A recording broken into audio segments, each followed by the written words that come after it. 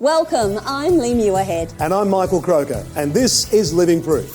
Every episode we invite you to come on a journey with us as we discover why life gets better with age and how we can all be living proof. On today's show, Graham heads Outback to northwest Queensland for the event that brings this tiny town to life once a year. And if you've been considering buying an electric vehicle, Stephen Fennick has all the answers later in the show. Plus, coming up, our very own resident style queen and meets a lady who just wants to party. But first up, dietitian Carly looks at the role of the thyroid to manage its potential impact on our health. Hi Caress, thanks for having me today. You're very welcome. So tell me a little bit about your health goals. My health goal is to stay mobile and independent. What does retirement look like for you? It gives me activities with my grandchildren. They love camping, fishing, and I want to go along, and I do go along as a camp cook now. So that's exciting for me. Has anything with your health stopped you from being around your grandkids and being active? I had 2 knee replacements in the last 12 months to stay active. I have a thyroid issue, which I have to watch my weight all the time. I had an operation 10 years ago and it was removed, so I have ongoing issues with that. Okay, and do you think that's affecting what you can and can't do with your family and that extra weight and with your knees? Possibly it is. If I could drop, another 10 kilos, obviously it'd be perfect. But to stay where I am now, I think I do really well. Okay, so you're feeling good. Well, I guess today we can have a chat about your diet and maybe make some suggestions for things that might allow you to live a healthy life and get out with your grandchildren. That sounds great. Just watch that. So we've got here that you're 80 kilos. Does that sound about where you thought you'd be? About there. Yeah, so now we've got your muscle mass here. See how this is a C-shaped curve here? We want to switch this more to a D-shaped curve. So you want your muscle mass to get a little bit more, or at least stay where it is now. If you lose muscle on your body, you're at risk of falling over and not being mobile, which isn't going to get you out camping with your grandkids and being the camp cook. It's sure not. And then we've got your body fat mass, which is a little bit in the higher zone. Now, you told me about your thyroid, so I know that can be an issue with losing body fat. Yes. So should we go and have a chat in the kitchen about what we can do to increase your muscle and reduce that body fat? Sounds good. Let's rock and roll to the kitchen. Let's go. Now, thyroid issues can be common, and if you have a low thyroid, it can really affect your ability to lose or gain weight. So the thyroid is a gland that sits in your neck, and it controls all of the metabolism in your body. So if you have a slow thyroid, you may not be able to lose weight, you may feel tired, fatigued, and constipated. One of the most important things for thyroid health is getting your vitamins and minerals in. So we're looking at things like iron, zinc, selenium, and iodine. We're also looking at things like perhaps whether Caress is eating a few too many carbohydrates or possibly not enough protein, and we can make some recommendations to get that weight off, increase her muscle mass, and get her back out with her grandkids and having fun. So Caress, is this a typical day for you? I have fruit and yogurt. Some days I will have 2 eggs.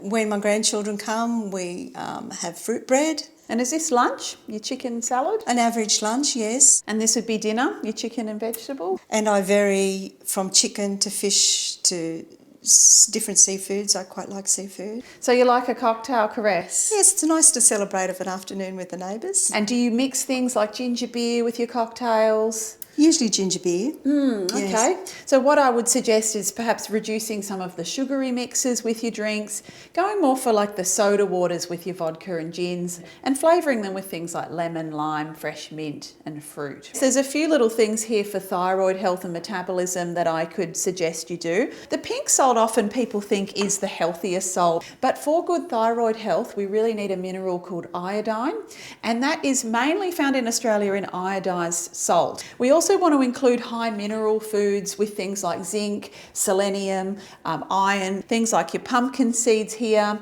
We don't have Brazil nuts out today, but Brazil nuts are very high in a mineral called selenium, which is very good for the thyroid, but you don't want to have any more than about 3 or 4 Brazil nuts a day, or you can have too much selenium. It's about getting those vitamins and minerals, your iron, selenium, zinc and iodine, which we've suggested some foods today, like your pumpkin seeds and your Brazil hazelnuts, getting your iodized salt, also reducing that carbohydrate content, so going for more the low carb products, high protein, that will help get that weight off and keep that muscle mass high. Does that sound like something you could incorporate? I think it's very doable, and the changes are subtle and not going to be dramatic for me to try and change. It's all the little bits that count.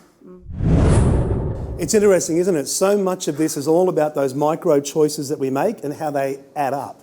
I love that Carly says, yes, you can still keep drinking, but just with tonic water or soda water and a bit of lime or lemon, not a, no, you can't go there. Yes, good advice. I think so too. Okay, it's now time to cross to Ange, where she is ready to work her magic and get lovely Nell party ready. Take a look. Hi everyone, we are here on the Sunshine Coast. We're about to meet Nell. So she's originally from the Netherlands but recently relocated to Queensland to be close to family and to embrace a much more social, vibrant, active life. So let's go meet her. Hi! Hello! How are you, Nell? Good, thank you. How are you? I'm well. It's nice to meet you in person. Nice to meet you too. Tell me a little bit about yourself. I was born in the Netherlands, and we came to Australia when I was very young. I always like to have a bit of fun. Dancing, music is a big part of my life. That's nice. During COVID, I made the decision to move to Queensland to be closer to the family. I think at my age it was a good choice.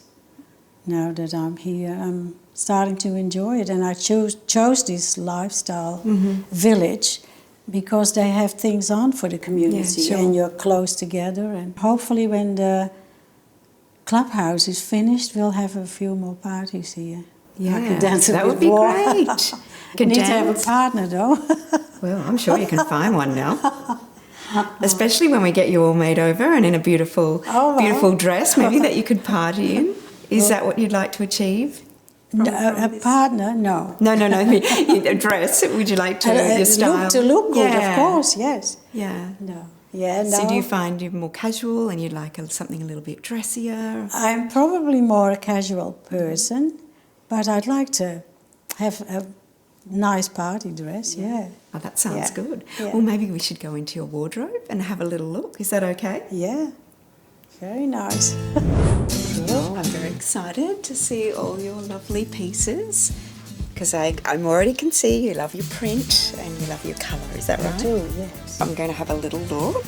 There's lots of stories to tell in a woman's wardrobe, isn't there? Yeah. The chapters of your life. This is lovely. Yes, I bought that in Perth. Perth? Yeah. And so what colour do you think you mainly want to... Red is good. Yeah, red is good. I think red is a colour of fun and... Yes. I had a red car. Yeah? Yeah. A I racy traded red it car. in. So maybe we will need to put you in a racy red dress. Yes. I see this often where we hit wardrobe roadblocks. Our clothes just don't match our lifestyle anymore, which leaves us questioning, what is my style? You will find your style in the things that you gravitate towards most. For Nell, it's her love of travel, culture, music and dance. Nell has expressed to me that she really wants to be more social and maybe attend more parties. So we're going to get her party ready with a great go-to frock. We're going to pair that back with a nice comfortable shoe and a neutral tone that she can wear again and that she feels confident in. I'm really looking forward to her reveal. I can't wait to show you what we've put together. I think Nell is a bit of a party girl. No doubt about that. The red car, I love how she threw that bit in. Yeah. A bit of red, party, racy. It's going to be interesting. Look forward to it. All right, well, let's keep talking cars because EV is where we're going this time, and that is electric vehicles. They're estimated to make up about 48% of all new car sales within a decade. Stephen Fennick, editor of Tech Guide, stops by to help us understand how they work and, of course, what they cost to run. Hi, Stephen. Hi guys. Hey, Steve. Do we need an EV? It's that time, I think, to be looking at the future there because have you seen the price of petrol lately? Yes. It's going up and Yeah. going to continue to rise. So I think a lot of drivers are considering that maybe their next vehicle maybe an electric car. So they offer a lot of advantages, obviously a lot less to run, but there are a greater range of vehicles on the market as well. Even popular brands that we all know and love are electrifying their range as well. So they can see the future there as well and giving customers the choice. What are the things you're looking for if you're thinking about getting into your first EV? Well, first of all, pick the EV, look at your budget, see what you can afford, because they're not as cheap as a petrol vehicle. There are a lot of incentives state by state. So there are some states that waive the stamp duty on certain electric vehicles up to a certain value. So there's that advantage as well. But also you really need to consider your driving habits. Where do you drive? How far do you drive? How often do you drive?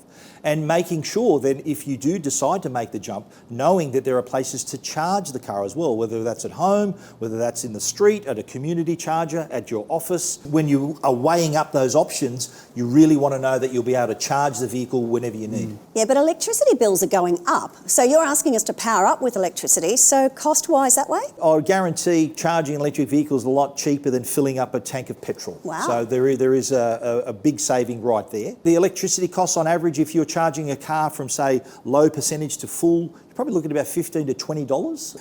If you are planning a long trip, it might be a concern that where am I going to charge? How much is that going to cost me if I've been conditioned with petrol? Range anxiety, and very common. That's what I have. It is. It's a very common thing for people who are new to EVs. I could travel 500 kilometres in my car on a single charge. Wow. And the speed of charge is also improving too. So if you go to those community charges, the rate at which you can charge your car is improving. There is infrastructure being rolled out across all the states of Australia to give you those opportunities to charge, because the plans are to have chargers in rural areas less than 100 kilometres apart, in metro areas less than 5 kilometres apart. I've been around parts of Europe where they have the actual parking meters not only charge you for the parking, but you can plug your car into them as well. But the parking meter doesn't pay for your electricity, does it? It doesn't. You just tap your credit card, but you've got to pay for your parking as well, of course, and for your charging at the same time. What does the next 20 years look like? We're going to see probably half the cars on the road in the next 20 years are going to be EVs, probably more.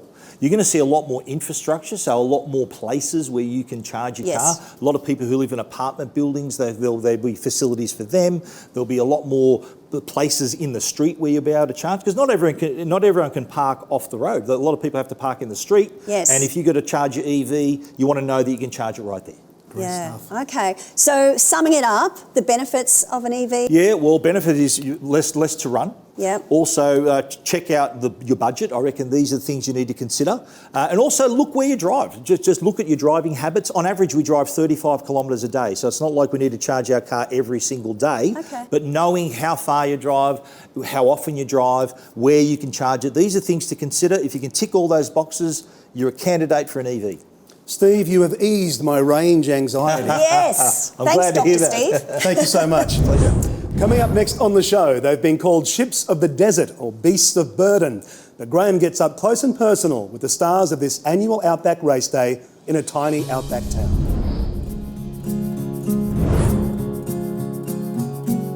This month's hidden gem is the far western outback Queensland town of Bullia, a good 4.5 hour drive from Winton. It's a long straight stretch of road with a truly remarkable landscape and scenery.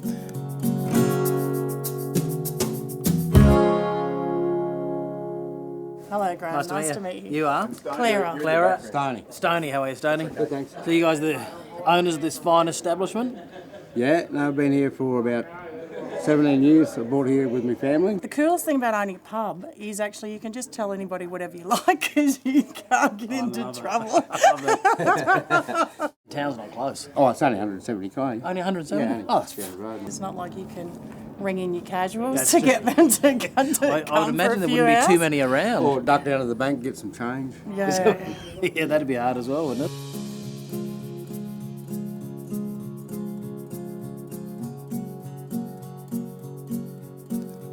I love a sunburnt country, a land of sweeping plains, a lonely stretch of single road, at least 300k, a quick stop and lunch at Middleton, and a chat with old mate Stoney.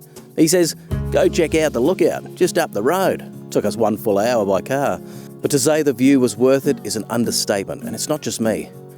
We soaked it up for a little while and bathed in outback glory, and reluctantly jumped back in the car for the last part of our story. You see, we had to get to Bullia and see some friendly faces, to talk about the Min Min lights and the local camel races.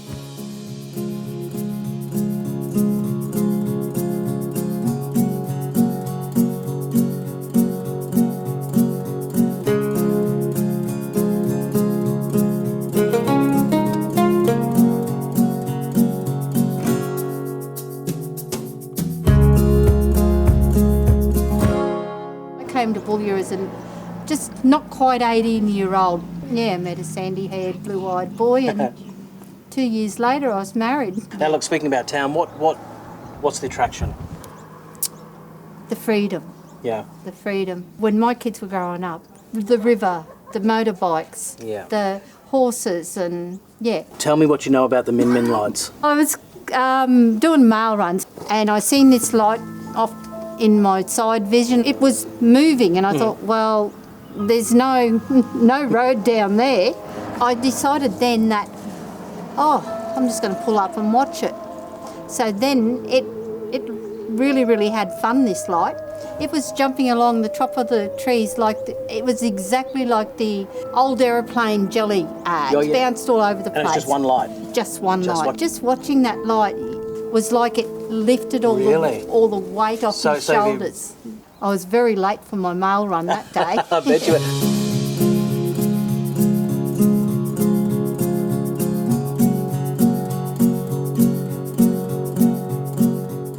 I'm here with the Mayor of Bullia Shire, Mr. Rick Britton. Tell me about the races. Melbourne Cup of Camel Racing, an event that 25 years has gone from a novelty event and now it's turned into a really professional racing. And the crowd is just loving it. How many are you expecting? Oh, well, between 3,000 and 4,000 people, which is great for Bullia, a population of 300. You love Bullia, mate. Tell me about Oh, mate, I just love the freedom. The most value asset in our communities are our people, and that's what makes it a unique place to live and raise your family. Ben, first time camel tagger, mate. Give me the rundown. You just got to put your tape on the camel, and then you got to come back to the timekeeper, touch down, and then you got to get your tape back off the camel. It sounds pretty sort of easy, but it can be a bit difficult.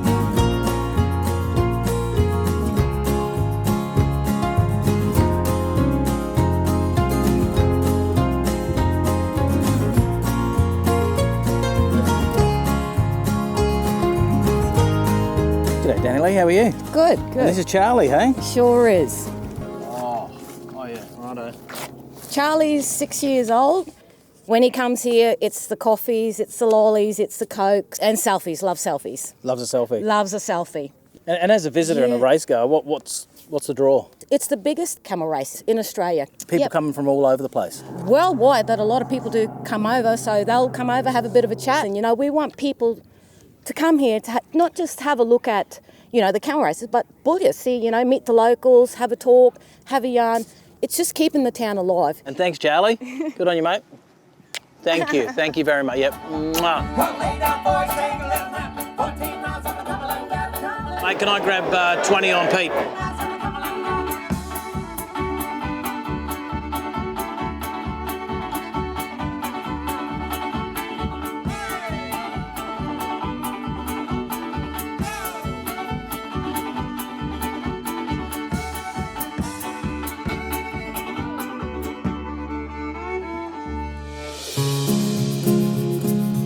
Bullia, a town of beautiful people, community spirit, stunning scenery and landscapes, spectacular sunsets, and a sense of freedom. The freedom to grow up and live in a town like Bullia where life just seems a little bit more relaxed and just a little bit easier. It's going to be hard to say goodbye to this one. But as always, don't take my word for it. Come and check it out for yourself. Okay, I've got to say, Graham is a poet and we didn't know it. Not bad, but I loved what he did there, and I really felt that Bullia is uniquely Australian in every sense. I thought it was so much fun. Yeah. Camel tagging. I reckon I can have a crack at that. Okay. Did you know that Charlie drank, I'm talking the camel, coffee? Do you think he had 1 hump or 2 humps of sugar Oh, in that's there? enough. Okay, it's time for the big reveal as Nell shows us what it takes to be a party girl. I've really enjoyed my journey with Nell. She is ready to rumba. All she wants to do is go dancing and socialise. We are gathered here at the pool house with all her close family and friends, and they are ready for her reveal. Welcome everyone! Are you excited to see Nell? Yeah! Oh my gosh, she is ready to party. Come on in, Nell.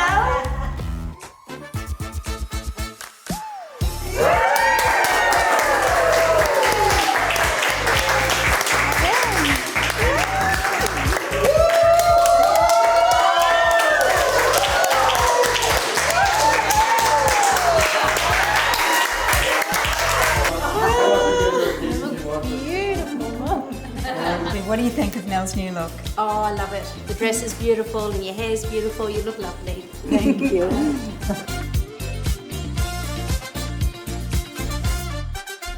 I love your dress. Yes. It's so Gorgeous, isn't it? really gorgeous. Well, I didn't think she could improve, but that is fantastic. I love the dress, I love the makeup. She looks about 25. Well done. Party tonight at your place. I'm ready to party.